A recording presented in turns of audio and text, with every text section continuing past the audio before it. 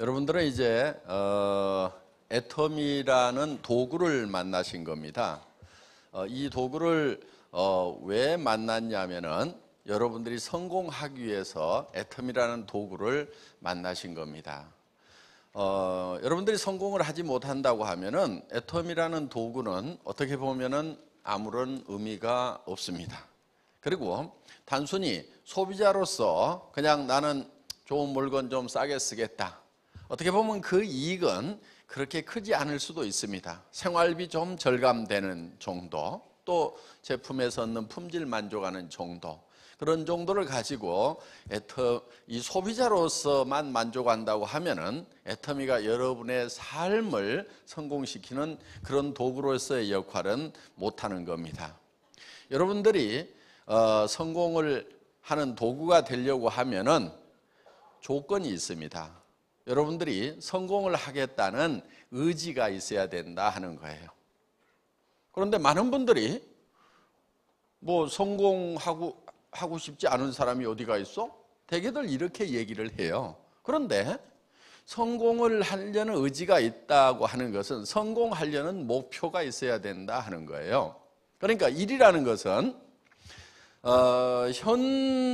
현재 있는 이 현실을 내가 생각하는 목표까지 끌어올리는 것, 이게 일이에요. 이 과정이 일이에요. 그러니까 현실이 그대로, 현상이 그대로 유지된다고 하면은 이거는 일을 한 겁니까? 안 한 겁니까? 안 한 거죠. 그러면은 여러분의 삶이라는 이 현실을 여러분들이 살고 싶은 삶으로, 현재 살고 있는 삶을 살고 싶은 삶으로 끌어올리는 것, 이게 여러분들이 해야 될 일이다 하는 거예요. 그러면은 뭐가 필요하냐면은 어떤 삶을 살 것인가 하는 것이 필요한 거예요. 어떤 삶을 살 것인가? 이 목표라는 것이 구체적으로 만들어져야, 그래야 그것이 달성이 됐는지 되지 않았는지 요거를 나중에 평가를 하고 판단을 할 수가 있다 하는 거예요. 그런데 대부분의 사람들은 어떻게 생각하냐면은 내가 살고 싶은 삶이라는 것을 내가 설정을 해놓고 현실을 거기까지 끌어올리는 이 일을 하는 것이 아니고 그냥 막연하게 지금 사는 삶 말고 다른 삶을 좀 살았으면 좋겠다, 이렇게들 되게 생각을 합니다. 예를 들면 돈을 벌었으면 좋겠다는데 얼마를 버시겠습니까? 그러면은 돈이야 많을수록 좋지요. 되게 이렇게들 얘기를 하고 있다 이거예요. 어떤 집에 살고 싶으세요? 그러면 좋은 집이요, 큰 집이요, 되게 이렇게들 얘기를 하고 있어요. 그런 어떤 목표를 가지고는 절대로 그 목표를 달성할 수가 없다 하는 거예요. 그러니까 여러분들이 성공을 못하는 가장 큰 이유는 첫째, 성공을 해야 되겠다는 생각 자체가 없기 때문에 그렇다 하는 거예요. 둘째는 어떻게 성공을 하는 건지, 또 어떤 모양으로 성공을 할 건지에 대한 구체적인 내용이 없기 때문에 대부분 성공을 못한다 하는 겁니다. 그래서 이 시간에는 여러분들에게 성공하는 방법, 성공의 법칙을 알려드리는 건데, 이 성공의 법칙이라고 하는 것을 처음 이 장안에 낸 사람은 여러분들이 잘 아시는 철광한 카네기라는 사람입니다. 그 카네기라는 사람이 자기는 원래 가난한 집의 아이로 태어났는데 어마어마한 성공자가 됐습니다. 그런데 늙어서 내가 다시 가난한 집의 아이로 태어난다고 하면은 또 이렇게 성공을 할까? 아니면 우연히 성공을 했을까? 이렇게 생각을 해봤더니 자기는 10번을 가난한 집의 아이로 태어나더라도 반드시 10번 다 성공자가 될 수 있겠더라 하는 거예요. 그러면 다른 사람들은 왜 성공을 못하는가? 통계를 봤더니 많은 사람들이 성공을 못하더라 이거예요.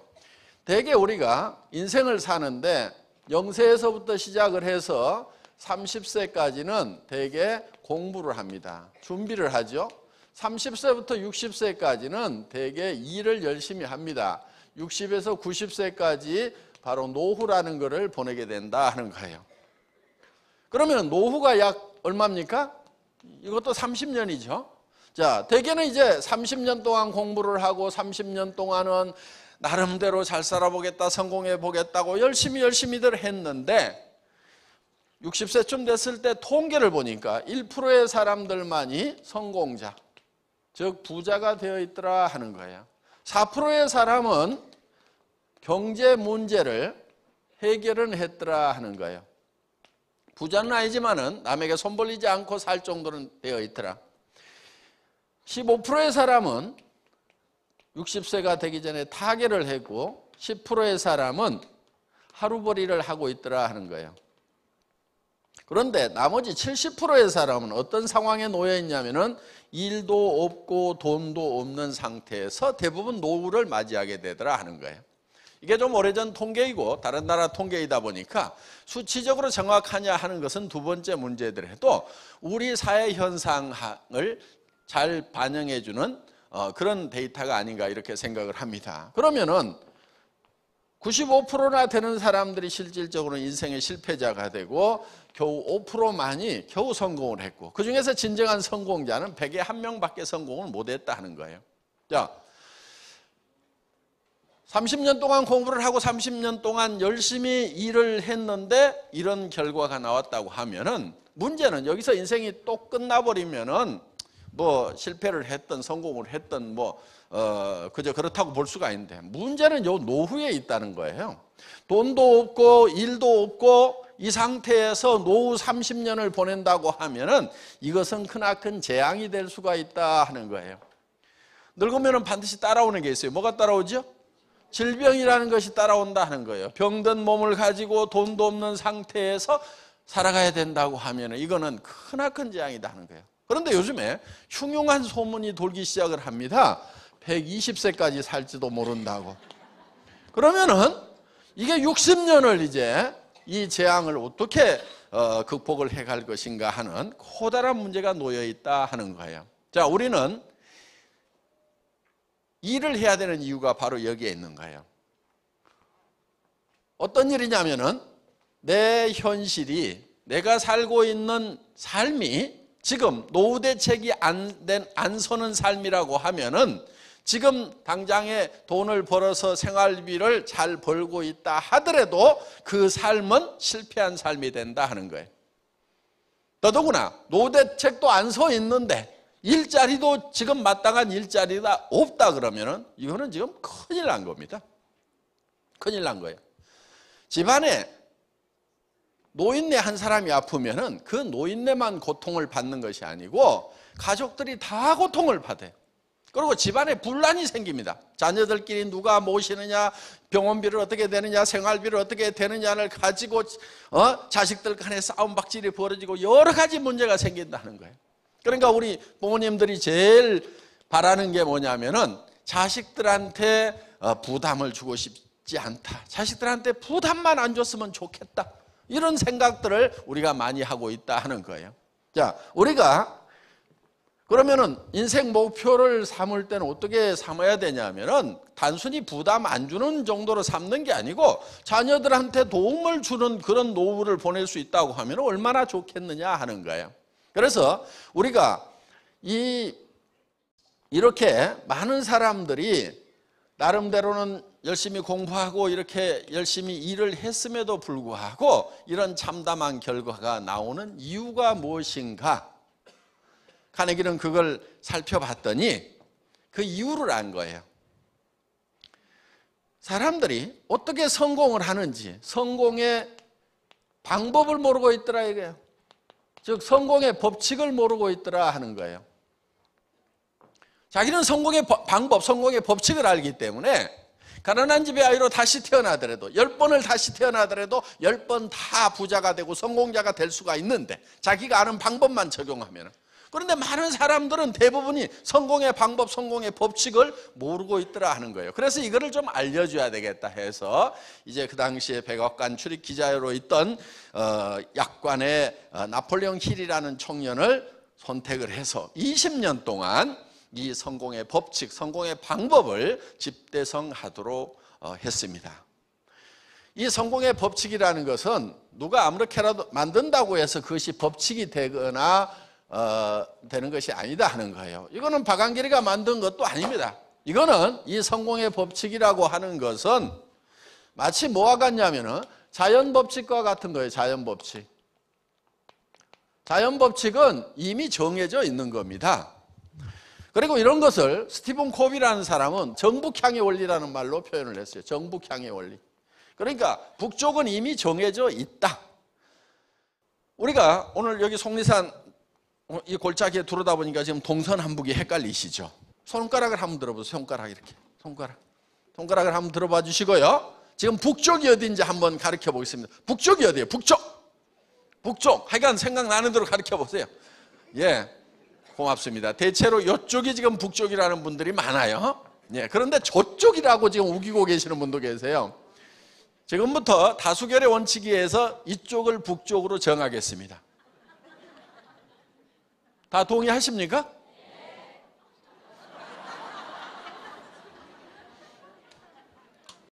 다 동의를 하더라도 우리가 인감도장 갖다가 다 도장을 찍어가지고 오늘부터 여기가 북쪽이라고 정하더라도 아닐 수도 있어요. 나침판을 딱 갖다 대봤더니 여기가 북쪽이에요. 그럼 이쪽으로 가야 북쪽이 나오는 거예요. 그러니까 북쪽은 이미 정해져 있는 거다. 그래서 그거를 정북향의 원리라는 말로 표현을 했는데 이거는 농장의 법칙과도 같은 거예요. 농장의 법칙은 자연 법칙대로 농사를 지어야만이 이 농사에 성공을 할 수가 있다 하는 거예요. 그래서 이 농장에서 농사를 짓는 법칙이 있듯이 인생 농사도 이 농장의 법칙대로 해야 된다 하는 거예요. 농장에서 농부가 맨 먼저 하는 게 뭐예요? 땅 사요. 어떤 사람은 씨앗을 준비한다, 땅을 산다, 농기구를 준비한다, 농기구를 살려면 농자금이 있어야 된다, 농기구만 있으면 뭐하냐, 인부가 있어야 된다, 여러 가지 얘기를 하는데 농부가 맨 먼저 하는 것은 무엇을 얼마만큼 거둘 것인가를 정하는 거예요. 그래야 논을 살지 밭을 살지 이게 결정이 돼요. 예를 들어서 쌀을 10가마 거둬야 되겠다고 하면은 논을 마련해야 되겠지만은 땅콩을 2가마 거둬야 되겠다고 하면은 그 땅콩 무엇을 거둘 것인가? 땅콩이라는 것을 거두겠다고 하면은 문온을 사가지고는 답이 없어요. 뭘 사야 되냐면 강가에 모래밭을 사야 되는 거예요. 그러니까 무엇을 거둘 것인가에 따라 가지고 논을 살 건지 모래밭을 살 건지가 결정이 되고 언제 심을 건지도 결정이 되고 얼마만큼 거둘 것이냐에 따라서 그 논의 넓이라든가 모래밭의 넓이가 결정이 된다 하는 거예요. 그래서 농부가 맨 먼저 하는 게 뭐라고요? 첫 번째, 무엇을 얼마만큼 거둘 것인가. 자, 첫 번째 하는 게 심을 것인가가 아니고 거둘 것부터 결정을 한다 하는 거예요. 그리고 이거를 두 번째 거기에 맞춰가지고 심고 세 번째 가꾸다 보면은 이제 가을거지에 내 머릿속에 얻고자 했던 것을 얻게 된다 하는 거예요. 자, 농사를 지으면서 농부가 머릿속에 무엇을 거둘 것인가가 정확하게 들어오지 않은 농부는 절대로 없어요. 반드시 농부는 머릿속에 먼저 그게 들어와요. 쌀 10가마만 10가마. 그러면 쌀 10가마에 따라서 논이 10마지기, 벽씨는 예를 들어서 한 말, 이런 식으로 쌀 10가마에 따라서 이런 것을 다 결정하게 된다 하는 거예요. 고구마 2가마가 먼저 머릿속에 들어왔어. 거둘 거. 그게 목표예요. 그게 먼저 들어오면은 그 고구마를 언제 심을 건지, 고구마 밭은 어떻게 할 것인지, 넓이는 어떻게 할 것인지가 고구마 2가마라는 걸로 다 의사결정을 한다 이거예요. 그러니까 먼저 거두고자 하는 목표가 머릿속에 들어온 다음에 그 목표물을 가지고 의사결정을 한다 이거예요. 이것이 우리 인생에는 잘 적용이 안 되는데 일반 기업이라든가 국가 경영이라든가 이런 데는 아주 광범위하게 일반적으로 적용되는 거예요. 그거를 보통 목표관리 과정이라는 데서 배웁니다. 목표관리. 이게 MBO 과정하고 이런 게 있어요. 그런데 이 MBO 과정이라는 게 목표관리 과정이라고 하는데 실제로는 목표에 의한 관리예요. Management by Objectives니까 목표를 가지고 관리를 한다 이런 뜻이에요. 그러니까 목표가 먼저 들어오고 그 목표를 가지고 매니징을 해 나간다 하는 거예요. 그러면은 여러분들에게 목표가 먼저 들어와야 되는 거예요. 목표가. 그런데 목표가 들어오려고 하면은, 내 인생 목표가 들어오려고 하면은 내한테 필요한 것이 무엇인가, 내가 어떻게 살 것인가, 내가 어떤 모양으로 살 것인가, 이게 사실은 단순하지가 않고 상당히 복잡해요. 돈만 있다고 해서 다 인생이 성공했다고 볼 수가 없어요. 그러면은 돈만 있다고 해서 성공하는 것이 아니다 하는 거예요. 그럼 어떤 것들을 갖춰야 되는가? 이게 상당히 복잡해요. 왜 복잡한가 했더니 사람이 좀 복잡하게 만들어져 있어요. 사람이 어떻게 만들어져 있냐면, 사람은 몸이 있어요. 육이죠, 육. 요 육 있죠? 예. 근데 육만 있어요? 이 몸만 있어요? 그게 아니죠. 뭐가 있냐면 영이 있고 혼이 있어요. 보통 영혼 이렇게 붙여서 얘기하는데 이게 각각 다른 겁니다. 이 혼은 소울이고 영어로도 구별이 되죠. 영은 스피릿이고, 그 다음에 주변 환경으로 둘러싸여 있어요. 혼자 살아가는 게 아니라는 거죠. 그러면은 이 몸이라는 것이 있는데, 이 몸은 영과 혼이 사는 집이에요, 집. 그런데 이 육이 요구하는 바가 있고, 이 영이 요구하는 바가 있고, 혼이 요구하는 바가 있고, 주변 환경이 요구하는 바가 있어요. 그것을 우리가 다 이루어야만이 성공적인 삶이라고 볼 수가 있다 하는 거예요. 이 몸은 어떻게 보면 영과 혼이 사는 집이라고 볼 수가 있어요. 우리 자신의 본질은 아니에요, 이 육이라는 것은. 만약에 이 육이 우리 자신의 본질이라고 그러면은 저는 무조건 좋은 사람이에요. 왜? 괜찮게 생겼잖아요? 좋게 생겼잖아요? 그러니까 무조건 좋은 사람이에요. 그러니까 미녀고 잘생긴 사람은 무조건 좋은 사람이고, 못생긴 사람은 무조건 나쁜 사람, 이래야 되는 거예요. 그런데 절대로 그렇게 사람을 평가를 하지를 않아요. 왜? 이거는 그냥 우리가 사는 집이고, 그 안에 살고 있는 영과 혼이 제대로 되어 있어야 그 사람은 좋은 사람이다, 이렇게 되는 거예요. 자, 이게 집이에요, 집. 이게 초가지붕이죠, 그렇죠? 창문이 있어요. 지금 창밖으로들 내다보고 계시는 거예요. 여기 환기통이 있어요. 그래서 이제 맑은 공기가 들어가고 집안에 나쁜 공기가 다 밖으로 나옵니다. 이 환기통을요, 밑으로 이렇게 숙여가지고 비가 안 들어가도록 만들어 놓은 게 참 창조주께서 잘 만들어 놓으신 거예요. 요 식당 집집마다 있죠? 예. 요 길거리 저 골목에 소리 들어오라고 이 봉창을 하나 뚫어놨어요. 그래서 온 동네 소리가 집 안으로 다 들어옵니다. 이 집은 항상 온도 관리가 아주 일정하게 잘 되고 있어요. 이 보일러 펌프가 하나 있어가지고 온몸에다 온수 파이프를 돌려가지고 몸이 따뜻하게 이렇게 유지가 됩니다. 가끔 더운 물을 빼내고 나면은 부르르 떨어요.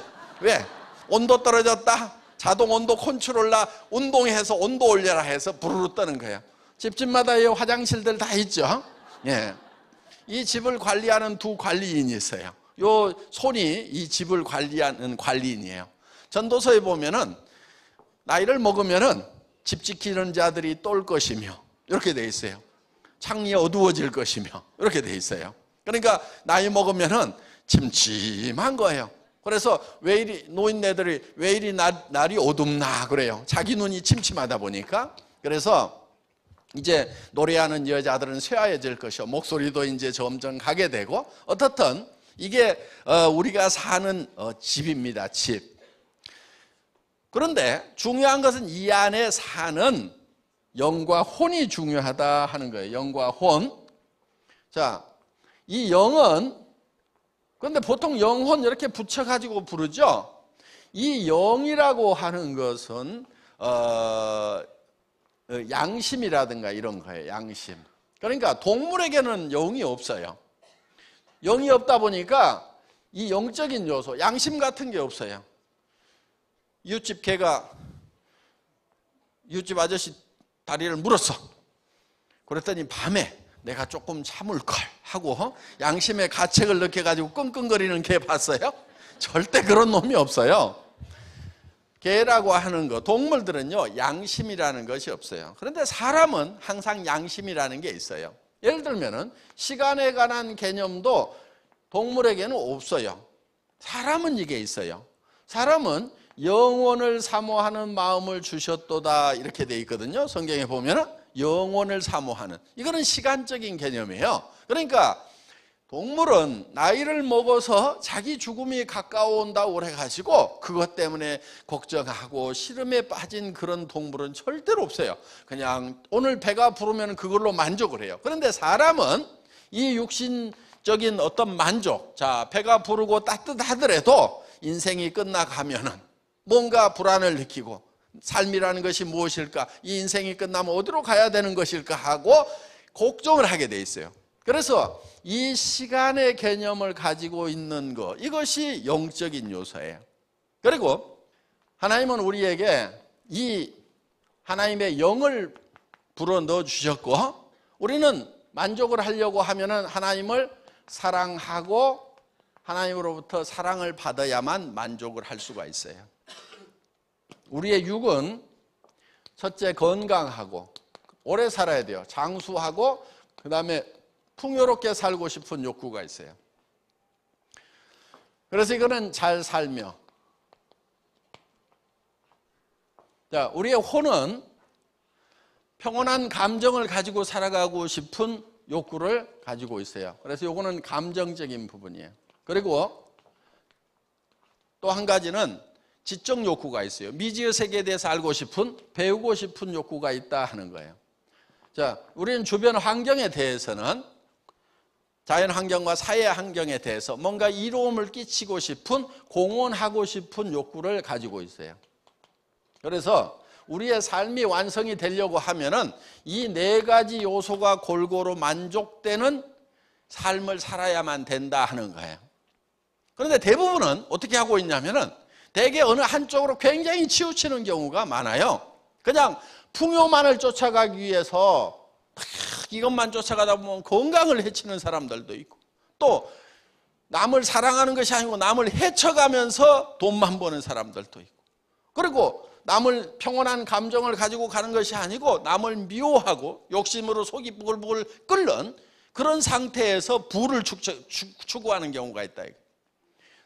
국가나 사회에 인류에게 공헌하면서 내 경제적 부를 추적하는 것이 아니고 단순히 그냥 오로지 이 풍요만을 쫓아가다 보니까 실제로는 이런 목표가 달성되는 것이 아니고 도리어 더 망가져버리는 그런 현상이 생기더라 하는 거예요. 그래서 요 네 가지를 우리는 골고루 만족시키는 삶의 목표를 우리가 정해야 된다 하는 거예요. 이 네 가지를 골고루 만족시키는 삶이라고 해서 우리는 이거를 균형 잡힌 삶이라고 이렇게 얘기를 합니다. 다 같이 따라서 해보겠습니다. 균형 잡힌 삶. 이 균형 잡힌 삶이라고 하는 것은 우리 몸이 요구하는 대로 잘 살며 사랑하고 배우고 공헌하는 삶을 우리는 균형 잡힌 삶이라고 하고, 이것이 우리가 성공하고 싶은 이 목표로 우리 머릿속에 그려져야 된다 하는 거예요. 여기 좀 얘기를 하면은요, 아이고 뭐가 그리 복잡해요.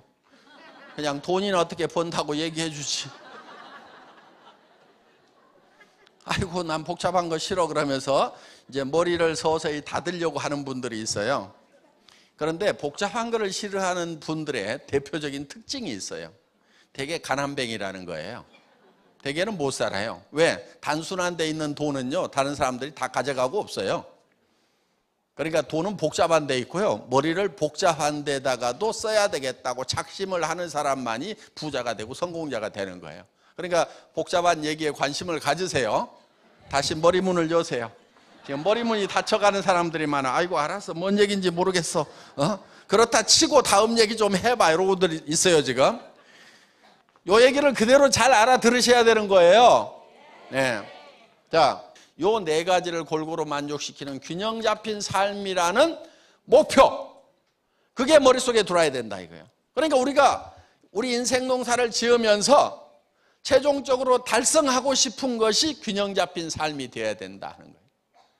농부가 머릿속에 봄에 쌀 10가마면 10가마가 먼저 들어온 다음에 그 다음에 그게 가을거지가 돼가지고 곡간으로 들어오는 거예요. 그러니까 머리에 곡간으로 들어가기 전에 반드시 어디에 들어가요? 머리에 들어가게 돼 있는 거예요. 자, 여러분의 삶도 성공을 하려고 하면은 반드시 그 성공한 모습이 어디에 들어와야 되냐면은 여러분 머릿속에 들어와야 되는 거예요. 언제 들어오냐면은 지금 들어오는 거예요. 그리고 그것이 미래에 이루어지는 거다 하는 거예요. 그러니까 여러분의 머릿속에 성공적인 삶의 모습이 그려져 있지 않으면은 3년 지나고 5년 지나도 달성이 되질 않아요. 지금 여러분의 삶이 만족스럽지가 않다고 하면은 만족스러우세요? 예? 만족스러운 분은 가세요. 지금 밤늦게까지 공부하고 있지 말고 그대로 그냥 사시면 되는 거예요. 빨리 숙소에 가서 편안하게 발 닦고 누워 자세요. 지금은 여기 계시는 분들은 현실이 지금 이대로 살다가 죽으면 안 되겠다. 왜? 미래에 노후에 30년, 60년의 재앙이 기다리고 있는 그 길로 내가 지금 가고 있다. 그러니까 뭔가 지금 방향을 바꿔야 된다. 이렇게 생각하시는 분들만 여기 있는 거죠. 예. 그런데 왜 지금 그런 실패자의 길 위에 서 있냐 하는 거예요. 그거는 3년 전이나 5년 전에 성공자는 어떤 모습인지가 머릿속에 정확하게 그려지지 않아서 그러는 거예요. 여러분 머릿속에 명확하게 그려져야 돼요. 그 모습이. 예를 들면은 부동산에 가서 집을 사러 갔어요. 물어봅니다. 어떤 집을 사시게요? 물어봤더니 크고 좋은 집이요. 이렇게 대답하는 사람은 집을 살까요? 안 살까요? 그렇게 집 사는 사람은 아무도 없어요. 차 사러 갔다가 무슨 차 사실 거예요? 그랬더니 좋은 차요. 이런 분은 차 사는 사람 아니에요. 구체적으로 차를 사면은 무슨 모델의 색깔은 무슨 색으로 하고 거기에 엔진은 몇 cc고 가격은 얼마부터 얼마까지 딱 이렇게 정해져 있어요. 그리고 집을 사더라도 마찬가지예요. 구체적으로 방은 몇 개짜리고 아파트인지 빌라인지 단독주택인지 어느 지역인지 가격은 얼마에서 얼마까지 이런 것이 딱 정해져 가지고 머릿속에 그걸 그리고 가서 거기에 맞는 것을 찾도록 되어 있지, 머릿속에 아무것도 그려져 있지 않은 사람, 그려져 있더라도 좋은 집, 좋은 차 이렇게 그려져 있는 사람은 그건 절대로 차를 못 사는 사람이다 하는 거예요. 그럼 여러분의 삶 속에서 그야말로 좋은 집 하듯이 돈은 많았으면 좋겠고 삶은 편안했으면 좋겠고 근심 걱정 없었으면 좋겠고, 그럼 막연한 거 어떻게 하면 근심 걱정이 없는지, 어떻게 하면 편안한 건지, 돈은 얼마만큼 벌 건지. 돈은 많을수록 좋대. 많을수록 절대로 좋은 거 아니에요. 많을수록 좋은 게 아니에요. 왜? 여러분들이 벌어야 되는 거기 때문에. 누가 그냥 주는 게 아니고. 예를 들면은 이번에 농사 쌀 몇 가마 거둘 거예요 하고 어느 농부한테 물어봤더니 많을수록 좋죠. 그러면 쌀을 한 1000가마, 10,000가마 목표로 삼았어. 그러면 거기에 논 넓이하며 거기에 들어가는 벽시하며 그 10,000가마를 거두기 위해 가지고 자기가 농사해 가지고 짓다가 죽어버린다고.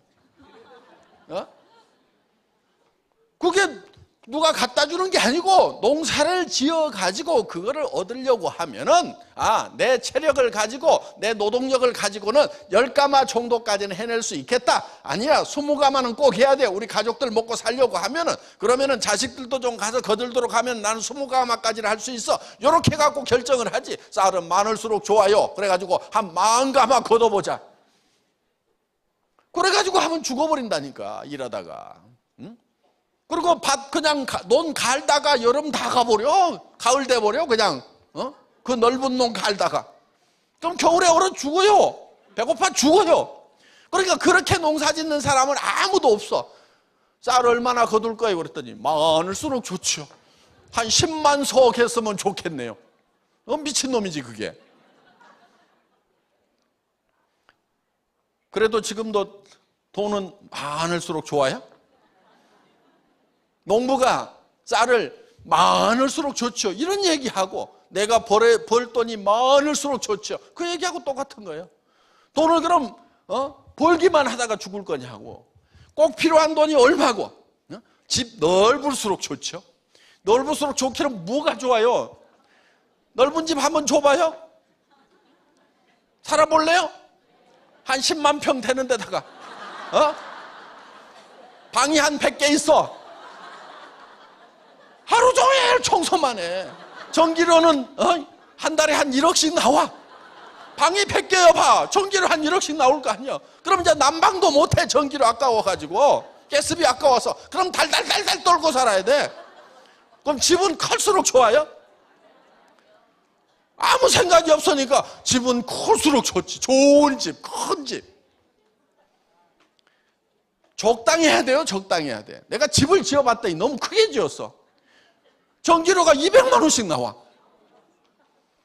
여러분 전기료 200만 원씩 나오는 집 한번 살아보실래요? 와가지고 돈 제대로 안 벌면은요 살지도 못해. 줘도 못 살아. 세금은 또 얼마나 많은데. 우리 어머니가 집 짓는다고 그랬더니 한마디만 하겠다. 집은 너무 크게 짓지 말아라. 그래가지고 노인네가 앉아가지고 무슨 집을 크게 지으란 말을 하시는 것. 그랬더니 딱 와서 보시더니 너무 크다. 네 배짱대로 지었구나. 그러고 내려가셨어요. 배짱대로 지었더니 전기료가 너무 많이 나와. 난방비도 많이 들어. 그러니까 너무 큰 집 줘도요 세금하고 이런 것 때문에 감당이 안 돼요. 한 달에 1,000만 원 있어야 집이 유지가 된다니까. 왜? 그 집을 내가 다 청소해야 돼요? 나 못해. 청소하다 나 쓰러져 죽어. 그러니까 청소할 사람 써야 될 거 아니에요. 그럼 그 인건비 나가. 그러면 집이 기본적으로 500이 들어가. 500이. 그래도 집 클수록 좋아요? 나 집 크게 졌다 지금 팔아버리고 싶은 생각이 굴뚝 같아 그냥. 그럼 집이 너무 크니까요 아주 불편한 게 많아요. 3층까지 오르락내리락 하려고 그러면 다리 빠져 죽겠어 그냥. 적당히 해야 돼요. 적당히 해야 돼. 그래서 무조건 막 큰 거 좋은 거 이렇게 하지 말아라 이거예요. 정확한 규모를 정해가지고 내한테 딱 맞는 그런 집, 그런 차 이렇게 돼야 되는 거예요. 그러니까 머릿속에 딱 정해야 된단 말이에요. 구체적으로. 그런데 이 네 가지가 사실은 각각 떨어져 있는 것이 아니고 다 이렇게 엉켜 있어요. 자, 우리는 우리의 육이 있죠. 육은 잘 살며, 그렇죠? 건강하고 오래 살며 풍요롭게 살고 싶은 욕구가 있다 이거. 이게 반드시 만족이 돼야 되는 거예요.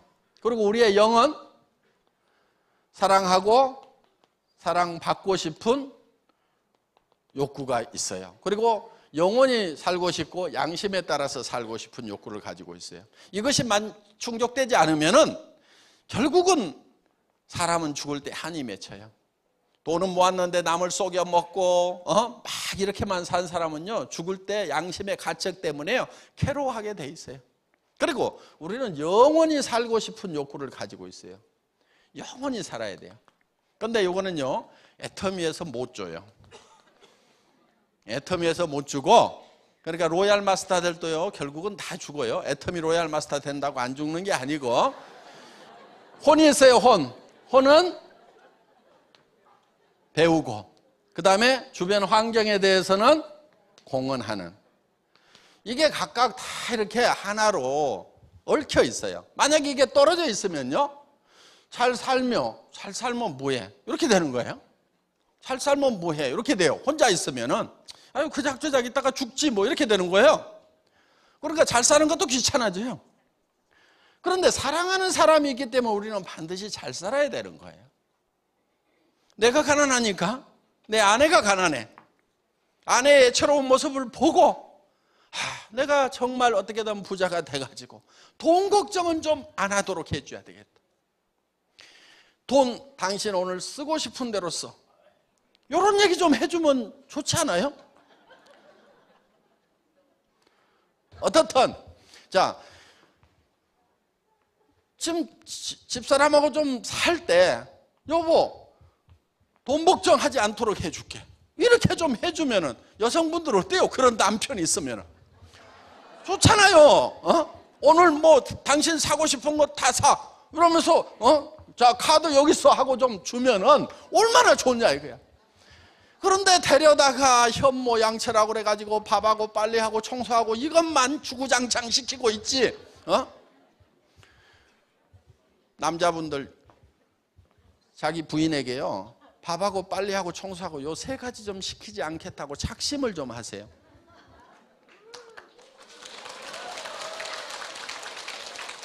이거 봐요. 좋아하잖아요 이거. 예?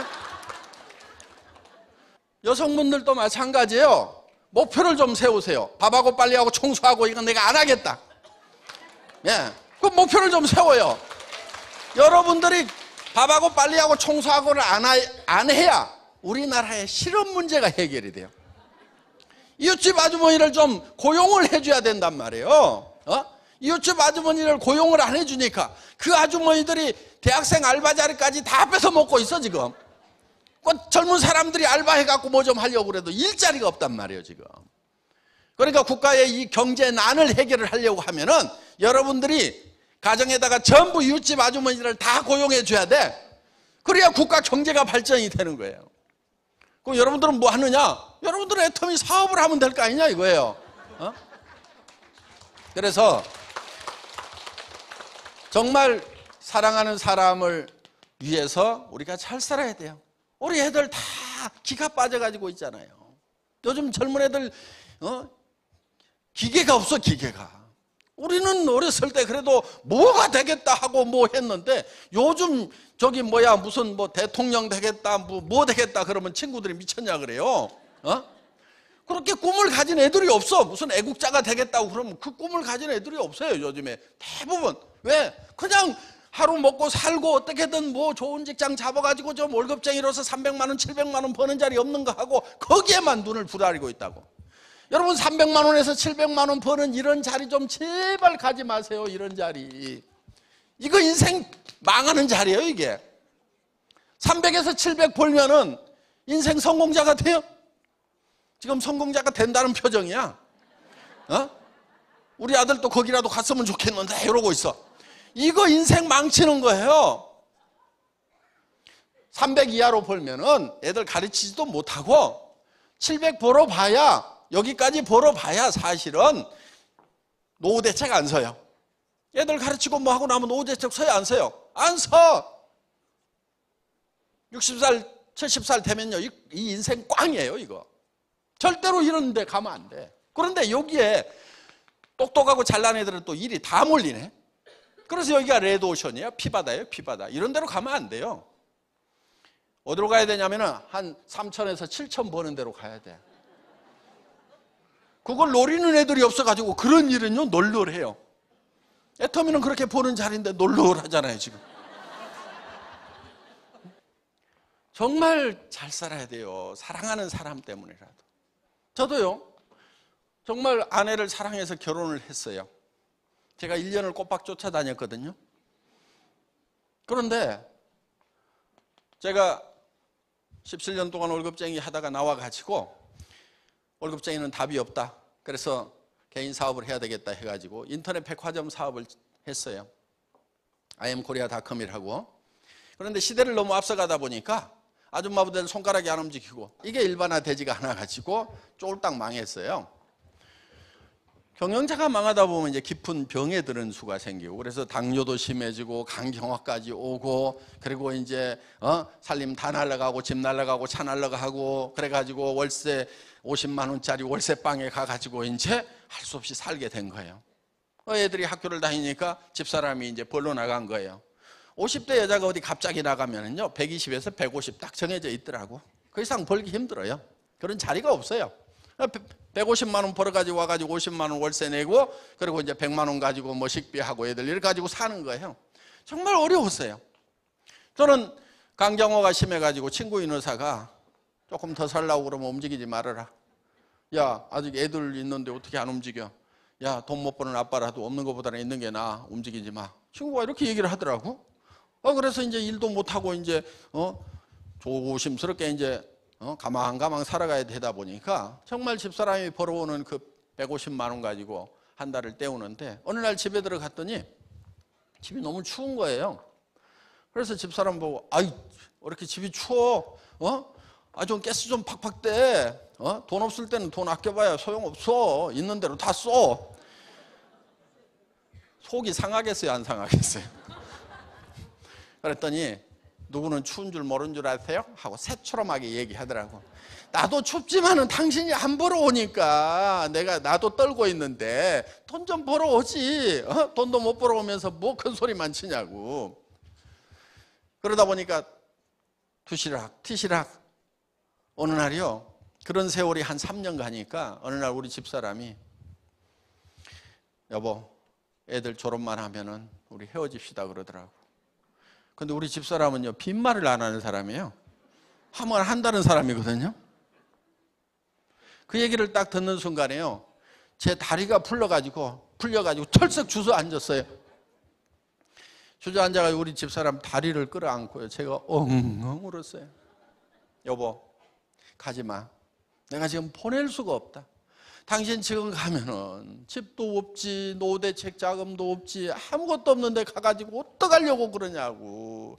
여보, 내가 돈 벌어가지고 집도 사주고 노후대책 자금도 통장에다 넣어줄 때까지라도 기다려. 지금 가서 어떡하려고 그래 하면서 엉엉 우는 거예요. 그랬더니 이렇게 쳐다보더니 아이고 어느 천년에요 그러더라고. 지금은 집도 사주고 따로 통장에다가 평생 먹을 만큼 요거는 묻지 말고 써. 당신 마음대로 쓰는 거야. 나는 있는지 없는지도 몰라 하는 돈을 넣어줬어요. 그런데 이제 간다는 말을 안 해요. 정말 사랑하는 사람도 경제 문제에 부딪히게 되니까 그 사랑도 깨지더라 하는 거예요. 그래서 정말 사랑하는 사람을 위해서라도 반드시 잘 살아야 되는 거예요. 저도요, 정말 절망 속에 정말 갇혀 있었어요. 몸이 아프니까 움직이지도 못하죠. 거기에다가, 집은 빚쟁이가 와가지고 회사 마지막 정리하면서 직원들 월급 주고 뭐 하려고 사채를 좀 썼더니 그게 다 못 갚고 한 8천만 원 정도가 남았어요.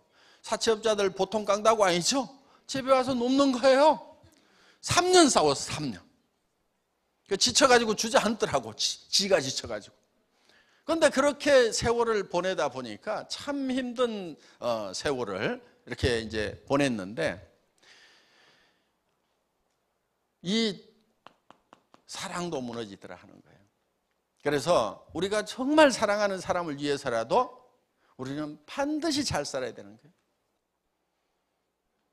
지금은요, 저희 집사람하고 정말 사랑이 회복돼 가지고요 집에 가면 거의 붙어 있어요. 여보 다리 올려 그래 가지고 다리 좀 어줄지요. 그래도 내 손길이 제일 전기가 오지 그러면서요.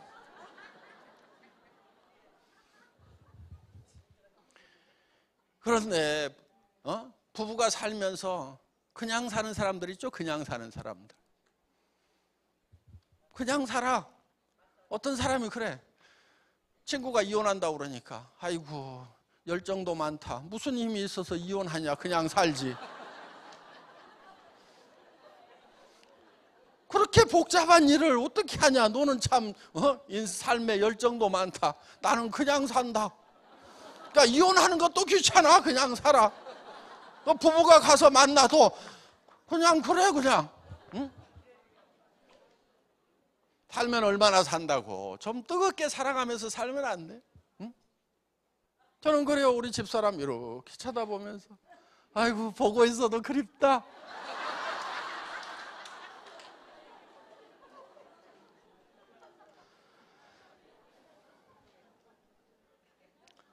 뜨거운 사랑으로 살아야 돼요.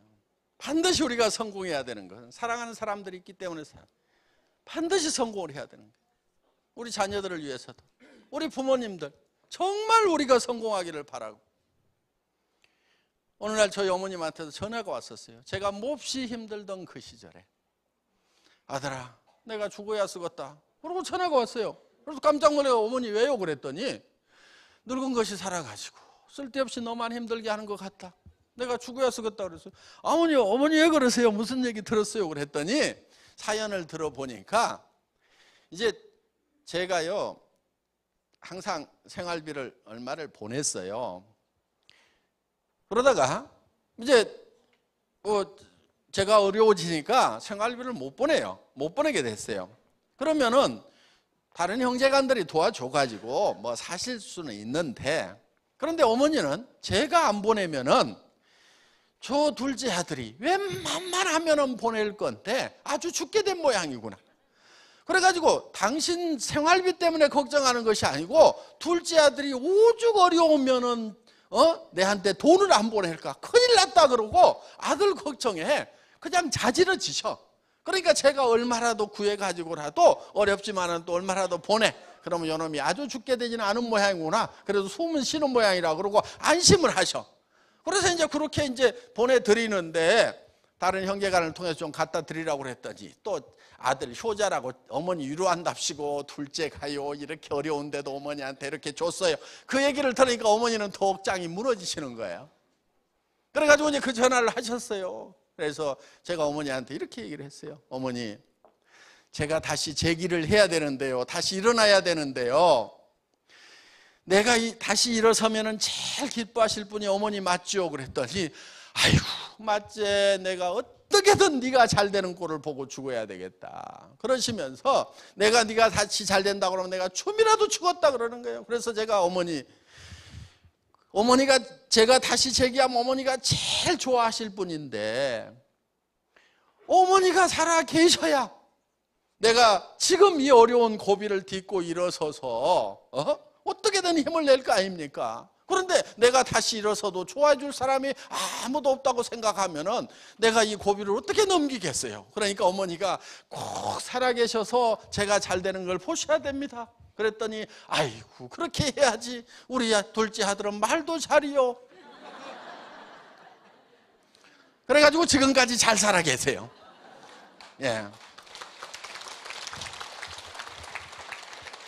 그러니까 항상 자기로부터 가까운 데서부터 돕는 일을 해나가야 된다 하는 거예요. 가까운 이웃부터 도와나가야 되고, 더 가까운 것은 내 가족, 남편은 아내를 먼저 도와야 돼요. 아내 고생시키는 남자는 남자가 아니에요. 그거는. 그러니까 작심을 해야 돼. 절대로 아내를 고생시키지 않겠다. 작심을 좀 할 필요가 있어요. 목표를 세울 필요가 있어요. 다른 집들도 다 그렇게 하더라. 다 그렇게 해도 내 집에 내 아내만은 그렇게 안 시키겠다는 작심이 필요하단 말이에요. 그래서 먼저 가까운 아내부터 도와야 되고, 부모, 자식 이렇게, 그 다음에 형제간, 사촌, 그러면서 친척들, 그 다음에 가까운 친구들, 그 다음에 지역사회, 그 다음에 국가, 인류를 위해서 그 범위를 점점 넓혀가야 된다 하는 거예요. 그거를 일 삼아서 해야 됩니다. 구제하고 남을 돕는 일을 일 삼아서 해야 돼요. 자기 기분을 위해서 하면은 그거는 올바른 구제가 아니라고 저는 생각을 해요. 팍 뿌리고 자기 기분에 자기 기마이 이런 것 때문에 하는 거, 그거는 도리어요 남을 망칠 수가 있어요. 받고도 자존심 상하게 할 수가 있고 기분 나쁘게 할 수가 있고, 또 어떤 사람은요 의타심이 생겨가지고 아예 뻗어버려. 그런 경우도 있어요. 인생을 더 망쳐버리는 수도 있다 이게요. 그러니까 그런 것들을 차근차근 잘 해나가야 되는데, 앞으로 좀 더 열심히 체계적으로 하려고 지금 연구팀을 만들었고 복지재단을 만들어서 직접적으로 좀 하려고 생각을 해요.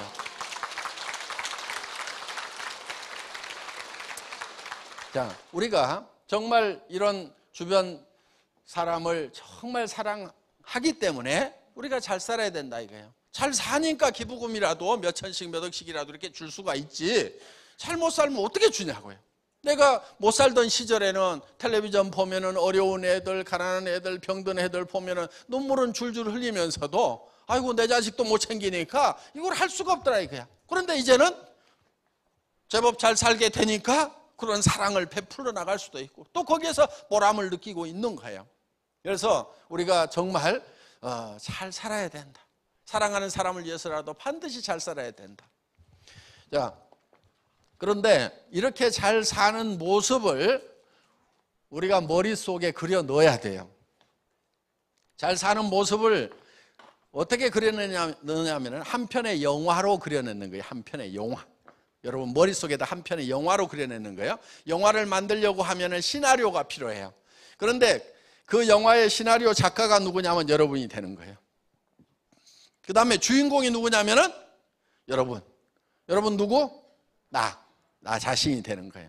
그 다음에 그 영화의 감독도 누구냐면은 나 자신이 되는 거예요. 그래서 이 영화가, 한 편의 영화가 내 머릿속에서 돌아가야 되는 거예요. 자, 누구누구의 인생 시나리오, 이렇게 여기다 이름을 좀 꼭 써주세요. 이렇게 여기 줄만 쳐져 있는데 이렇게 해서 여러분들이 인생 시나리오를 작성을 하는데 요거를 오늘 저녁에 작성을 해가지고 내일 발표를 이제 하셔야 됩니다. 설명을 드리면 누구나 다 쉽게 작성할 수 있도록 이렇게 양식을 만들어 드려요. 거기 빈칸에다가 채워 넣기만 하시면 되는 거예요. 자, 양식을 보면 이렇게 되어 있어요. 여기 이렇게 항목들이 이렇게 쭉 있는데 아까 우리가 6이 있고 0이 있고 혼이 있고 그 다음에 주변 환경으로 둘러싸여 있다. 그런데 6이 요구하는 것은 잘 살며, 0은 사랑하고, 그 다음에 혼은 배우고, 주변 환경에 대해서는 공헌하는 삶, 공헌하는 삶을 살아야 된다. 이런 삶을 무슨 삶이라고요? 균형 잡힌 삶이라고 한다 이거예요. 그러면은 요 항목이 여기에 반드시 하나는 들어가도록 만들어야 돼요. 그러면 우리가 잘 살려고 하면은 건강 들어가죠. 그렇죠? 풍요롭게 살려고 하면 의식주, 그 중에서 먹는 거, 입는 것들은 대부분 다 해결돼 있죠. 그런데 예를 들면 주택 문제, 그 다음에 요즘엔 자동차도 필수예요. 그 다음에 사랑하고 효도도 들어가고, 그렇죠? 배우고 자녀 교육도 들어가고, 그 다음에 공헌, 봉사도 들어가고, 예를 들면 잘 살려고 하면은 현금도 좀 있어야 되고, 그렇죠? 현금 같은 거 좀 있으면 좋죠? 어때요? 한 5억 정도 남편 몰래 쓸 수 있는 돈 한 5억 정도 통장에 따로 있다. 빚 없고 집 있고 차 있고. 기분 좋아요, 안 좋아요? 좋죠? 남편들 아내 눈치 안 보고 마음껏 쓸 수 있는 돈 한 5억 있으면 어때요? 좋잖아요. 그런 거 좀 가져보겠다고 생각을 하자 이거예요. 또 뭐 있어요? 여행도 다니고. 예. 자, 그러면 여기에 이제 한 번씩은 이렇게 들어갔죠? 그러면 여기에 네모진 칸이 이렇게 있어요. 이 칸에다가 자, 현재 자기의 건강 상태는 어떻게 되는지 한번 파악을 해보는 거예요. 이게 이렇게 10칸 정도 칸이 있거든요. 그러면 건강, 타고난 건강 때문에 뭐 중간뜨기는 된다. 주택, 내가 살고 싶은 주택하고 현재 사는 주택하고 비교해 봤을 때 10점 만점에 몇 점? 3점? 네, 3점. 뭐 각각 다를 거예요. 그러면 요거를 쭉 연결을 하면은 이렇게 연결을 해보면 이게 자기 인생 수레바퀴가 되는 거예요. 이게. 그러면 요 인생은 지금 잘 굴러가요, 안 굴러가요? 안 굴러가죠. 이게 잘 굴러가려고 하면 10점 만점이 이렇게 돼야 되겠죠.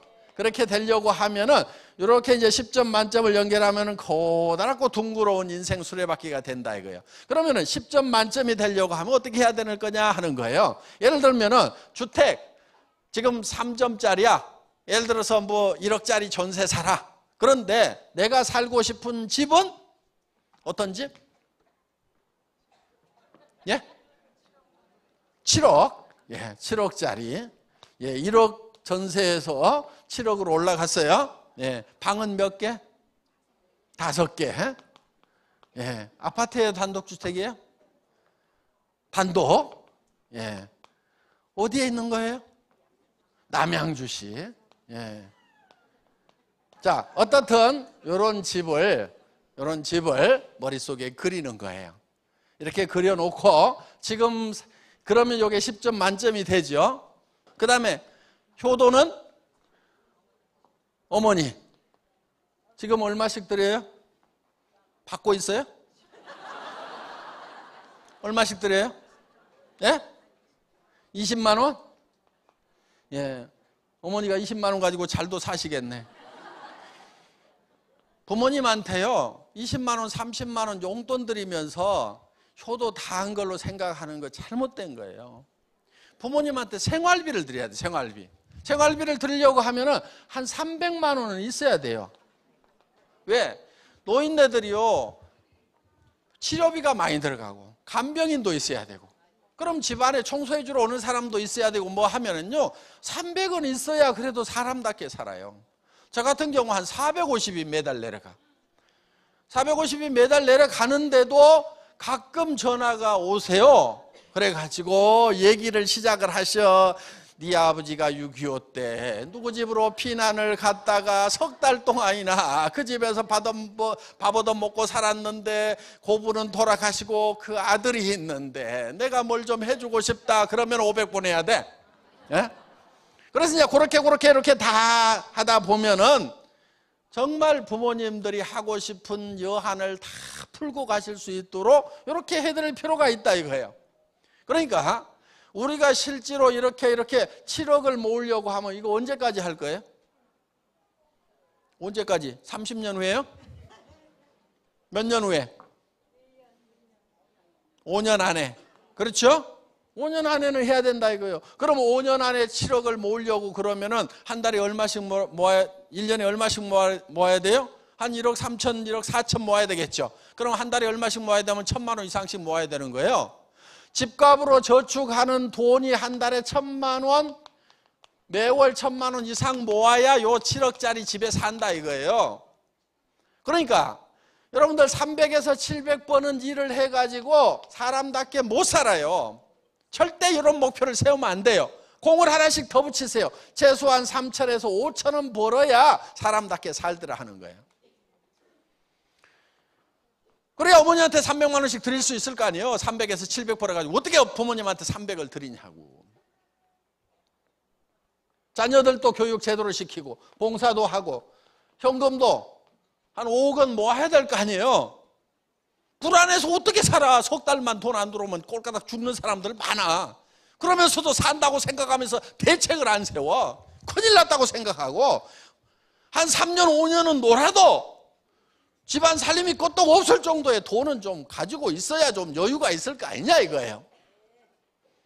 그래야 스트레스 안 받고 사는 거예요 좀. 그런데 이렇게 얘기를 하면은 아이고 나는 평생에도 500도 못 벌어봤는데 말이 5천이지 어떻게 번다냐 이런 분들이 많아요. 그런데 돈을 잘 몰라서 그래요. 돈을 잘 몰라요 사람들이. 그러니까 돈을 못 벌어요. 돈이요, 돈에 대해서 오해를 참 많이 하고 있는데 그 이유를 좀 알아봤더니 이 돈을 번 사람들이요 돈에 대해서 잘 알려주질 않아. 자기들은 알아요. 자기들은. 왜 안 알려주는가 했더니 부자들이 겁내는 게 하나 있어요. 그게 뭐냐면은 세상의 모든 사람이 부자 되는 것이 부자한테는 제일 겁나는 일이에요. 모든 사람이 다 부자 되면은 자기 집에 청소해 주러 올 사람 있을까요? 없을까요? 없어. 자기가 그 큰 집 다 청소해야 돼. 자기 일을 도와줄 사람이 없어. 나는 부자고 다른 사람이 가난해야 싸게 갔다가 일을 시킬 수가 있는데 세상 사람들이 다 부자 되면 부자들은 큰일 나는 거예요. 그러니까 부자 되는 노하우, 돈에 대해서 안 가르쳐줘. 근데 저만 착한 부자라 제가 오늘 돈에 대해서 좀 설명을 드리려고 그래요. 좀 가르쳐 드리려고 그래요. 여러분들이 잘 못 알고 있는 것들. 예를 들면 이런 거예요. 돈이라는 것은 많이 벌수록 힘들다. 되게 그렇게 생각하죠? 그렇죠? 아니 500만 원 버는 것보다 5천만 원 버는 것은 훨씬 힘들 거다 이렇게 생각을 해요. 그런데 실제로는 돈은 많이 벌수록 쉬워요. 자, 한 달에 100만 원 받는 사람이 있어요? 한 달에 1,000만 원 받는 사람이 있어요? 한 달에 1억 버는 사람이 있어요? 누가 제일 힘들게 돈 벌고 있게요? 잘 아시네? 돈을 적게 버는 사람이 제일 힘들게 벌고 있어요. 실제로 1억 버는 사람이 100만 원 버는 사람보다 100배는 힘들게 일을 하고 있어야 되는데 실제로는 그렇지가 않아요. 한 달에 근데 1억 버는 사람 있어요, 없어요? 있어요. 더 버는 사람도 있어요. 그런데 돈을 많이 버는 사람은 세상에 놀린 게 돈이더라, 돈은 재미로 번다, 이런 사람들이 있는가 하면은 돈을 적게 버는 사람일수록 힘들게 벌고 있어. 그러면 돈을 적게 벌어야 되겠어요, 많이 벌어야 되겠어요? 많이 벌어야 돼요. 많이 버는 게 더 쉬워요. 그거는 돈을 많이 벌고 있는 사람한테 물어보면 알아. 그러니까 다들 어떻게 하느냐? 많이 버는 것이 힘든다고 생각하니까 적게 벌려고만 하고, 적게 버는 그 일자리는 박이 터지게 경쟁이 치열하다고. 그러니까 거기서 박 터져. 그래서 피바다예요. 그래서 그걸 레드오션이라고 그래요. 그럼 어디로 가야 되느냐? 푸른 바다로 가야 돼. 블루오션 전략. 그게 많이 벌기 전략이에요. 또 이런 경우가 있어요. 수입과 지출이 있으면은 수입이 지출보다는 많아야 된다. 되게 그렇게 알고 있죠? 예. 수입에 맞춰서 지출을 하는 것이 아니에요. 여러분, 가계부 좀 쓰지 마세요. 가계부는 부자가 쓸까요? 가난한 사람이 쓸까요? 가난한 사람이 다 가계부 쓰고요. 가계부 쓰는 사람들 중에는 가난한 사람이 많아요. 부자들은요, 되게 가계부 안 써요. 제가 아는 부자치고 가계부 쓰는 사람을 못 봤어. 저도 안 써. 저도 안 써요. 그냥 대충 살아. 대충 쓰고 살아요. 쓸 시간이 없을 뿐이지 대충 편한 대로 쓰고 살아요. 자, 그러면은 수입에 맞춰가지고 아등바등 지출을 하는 것이 아니고, 수입에 맞춰서 지출을 하는 것이 아니고, 먼저 뭘 해야 되냐면 지출을 먼저 결정을 하는 거예요. 지출을. 나는 3천만 원씩을 매월 지출하면서 사는 사람이 되겠다, 먼저 결정을 하고, 그 다음에 뭐를 찾느냐? 3천만 원 이상을 벌 수 있는 수입처를 찾는 거고, 수입의 방법을 찾는 거예요. 이런 사람이 부자가 되는 거예요. 그리고 여러분들이 오늘 뭘 먼저 하셔야 되냐면은 지출을 얼마씩 하는 삶을 살 것인가를 먼저 결정을 하고, 그 다음에 그 돈을 벌 수 있는 일을 결정을 해야 돼요. 그런데 여기 오신 분들은 굉장히 쉬워요. 자, 지출을 많이 해야 되겠다, 지출을 많이 하면서 사는 사람다운 삶을 살겠다, 이것도 오늘 배우셨고, 돈을 많이 버는 방법 뭐 하면 돼요? 애터미 사업하면 돼요. 방법 다른 데서 안 찾아도 돼요. 애터미를 통해 가지고 몇 천만 원씩 버는 사람들이 생겼어요, 안 생겼어요? 생겼어요. 많이 생겼어요. 어떤 사람들은 그래요. 아이고 200만 명이나 된다고 그러는데 그 중에서 에헤 고견 나왔어, 이러는 사람들이 있어요. 200만 명 중에서 그 숫자가 나온 게 아니에요. 200만 회원 중에는요, 대부분이 사업할 생각, 돈 벌 생각 없고 그냥 싸고 좋으니까 쓰는 사람들이 대부분이야. 돈 벌겠다고 작심하고 나온 사람은 몇만 명밖에 안 돼요. 그것도 인원이 어떻게 늘어났느냐? 이렇게 늘어났어. 그러면 지금 예를 들어 가지고 뭐 2억 이상을 벌고 월 1억, 연간 2억에서 1억, 2억을 버는 사람, 억대 소득자가 있어. 그러면은 지금 현재 몇만 명 중에서 이 몇 억을 버는 사람들이 지금 뭐 1억 이상 버는 사람은 한 120, 30명 되고 2억 이상 버는 사람은 한 약 40명 정도가 되는데, 이 사람들이 지금 요 몇만 명 중에서 나왔느냐? 그렇지 않아요. 대개 3년에서 5년이 걸렸어. 그럼 어디서 나왔어요? 초창기에 몇 사람 안 될 때 여기서 나온 거예요, 지금. 그럼 이 사람들은 어디가 있느냐? 이 사람들은 월 몇천이 아니고 몇백에 가 있겠죠? 그러면 요때쯤 가면 이 사람들이 요 숫자가 확 또 늘어날 거라고요. 그 다음에 한 3년이 지나면 이 사람들이 또 이제는 수백 명이 아니고 수천 명의 성공자들이 나올 거라고. 지금 이 사람들이 3년, 5년 후에는 어떻게 될 것 같아요? 지금 몇만 명이 나서는데 여기는 몇십 명밖에 안 됐어요. 여기는 몇십 명이 나와서 이렇게 성공자가 나왔다고 하면은 지금 몇만 명이 사업을 하겠다고 달라들면은 3년, 5년 후에는 1억 이상 버는 사람들이 몇만 명이 된단 말이에요. 그래도 몇백 명밖에 안 되네, 에헤, 그러고 있을 거예요?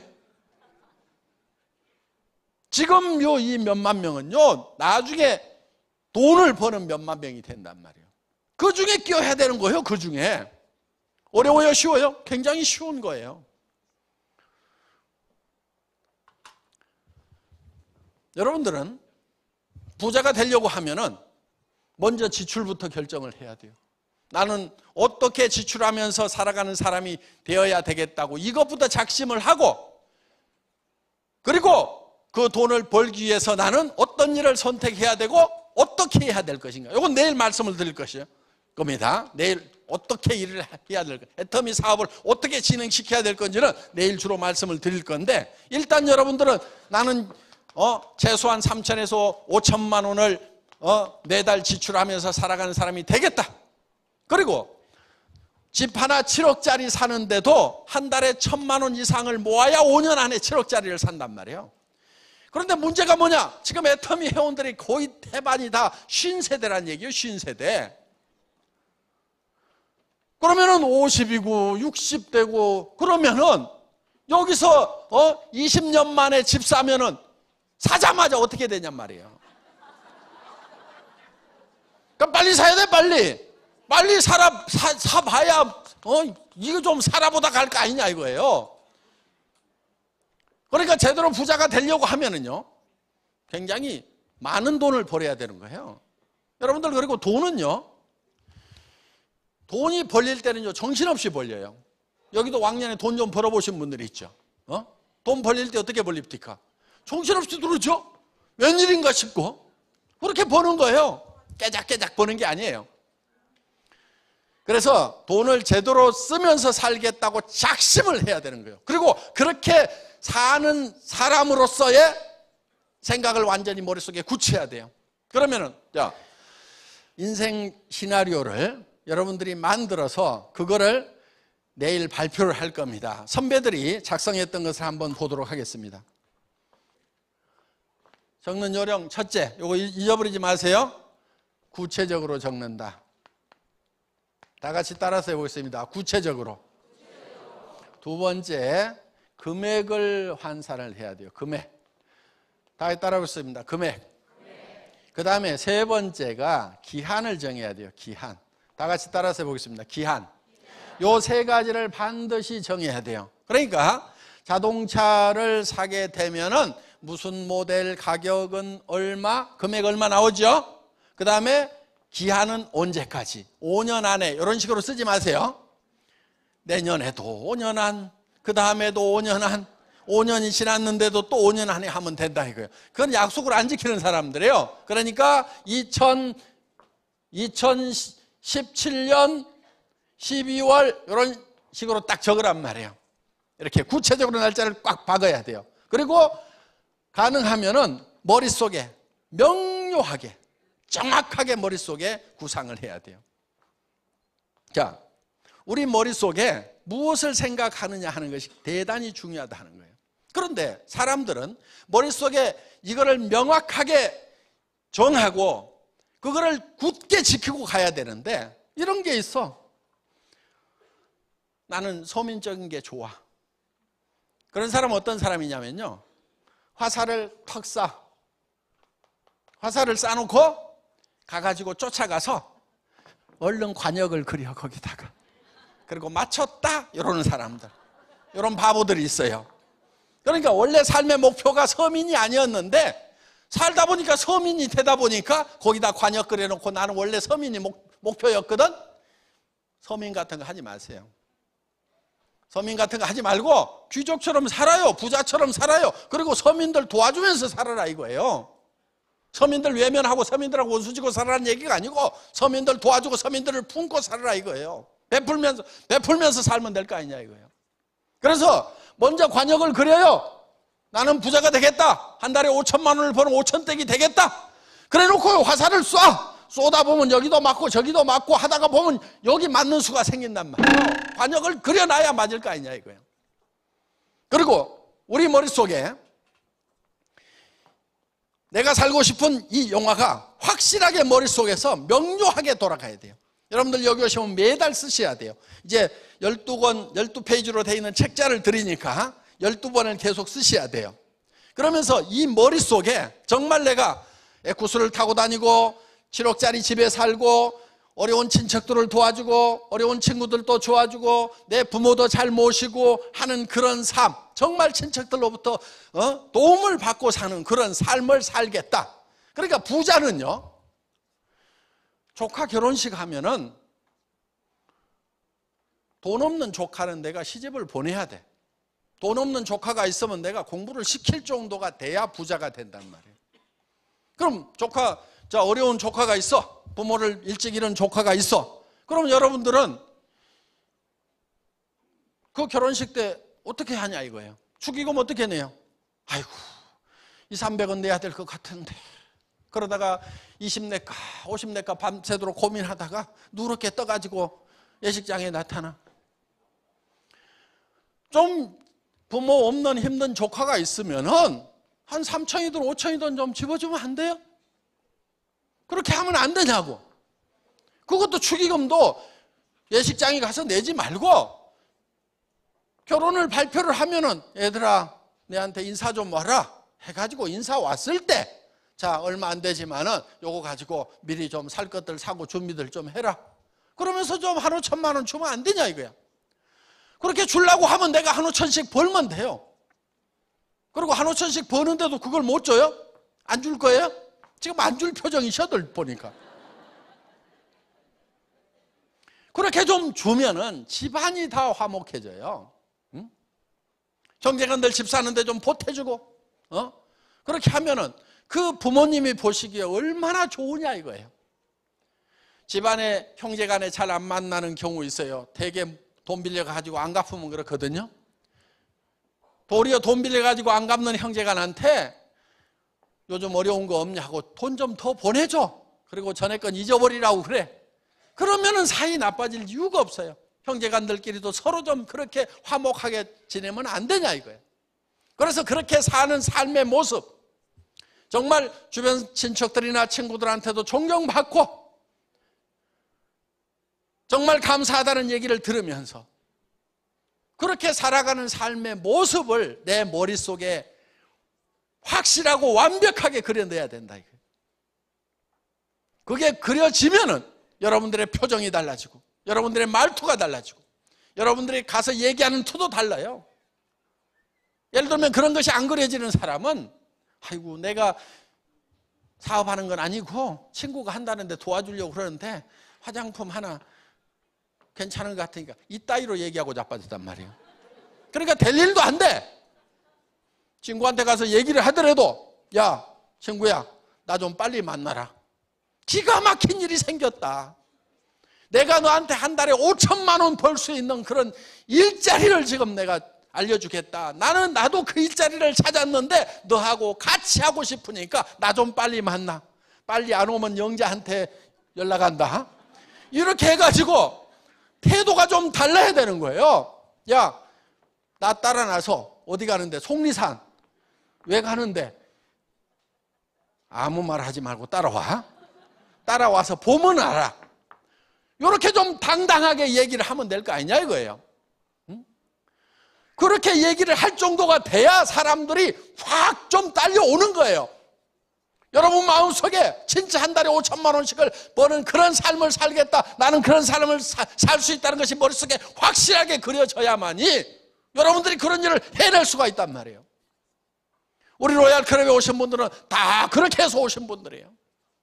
물론 처음부터 그게 그려졌던 건 아니지만은 김성일 로얄 마스터 같은 경우는 300만 원만 벌었으면 좋겠다고 그래갖고라도 시작을 했어요. 뭔가 머릿속에 얼마를 벌겠다는 것이 구체적으로 그려져야 된다 이게야.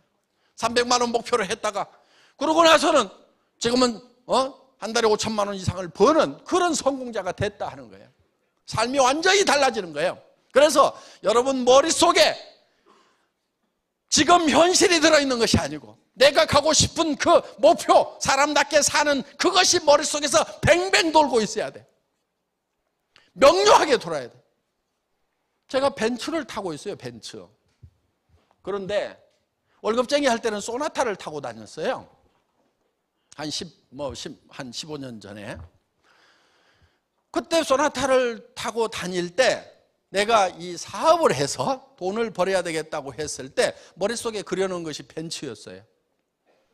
그런데 어느 날 자다가 그 벤츠가 너무 보고 싶은 거야. 잃어버린 첫사랑처럼.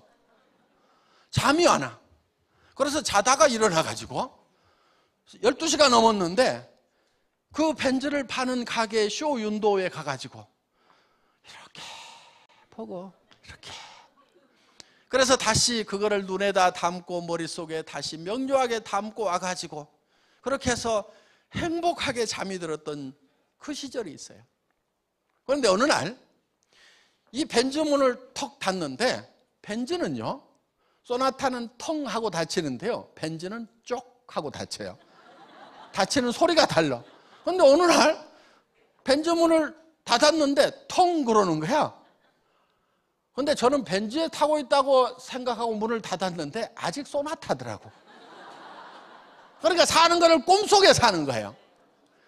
여러분들, 우리 애터미의 사원이 있어요. 사람을 소중히 여긴다, 생각을 경영한다, 믿음에 굳게 선다, 겸손히 섬긴다.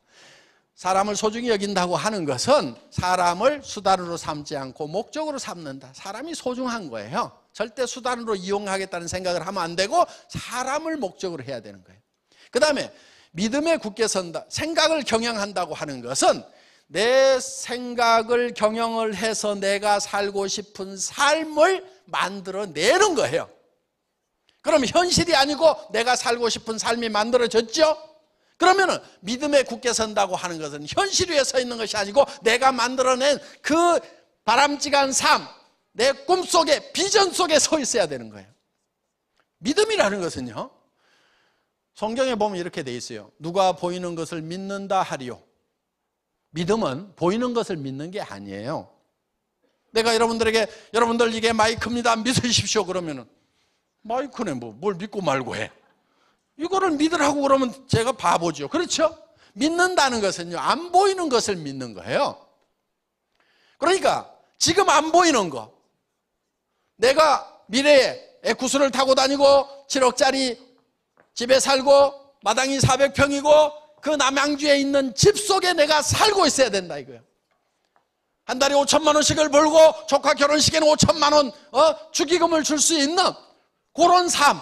친구가 어려우면은 가가지고 친구야 말로만 유료할 것이 아니고 돈 걱정하지 마, 우선 여기 1,000만 원 놓고 간다, 수술하거나 해서 더 큰 돈 들어가면은 내가 그 돈 다 댈 테니까 너는 병만 나서, 이렇게 얘기해 줄 수 있는 친구로서의 모습, 그런 삶을 살겠다고 거기 위에 서 있어야 된다 이게. 믿음에 굳게 선다는 것은 땅바닥에 서 있는 것이 아니고 보이지 않는 데 서 있는 거예요.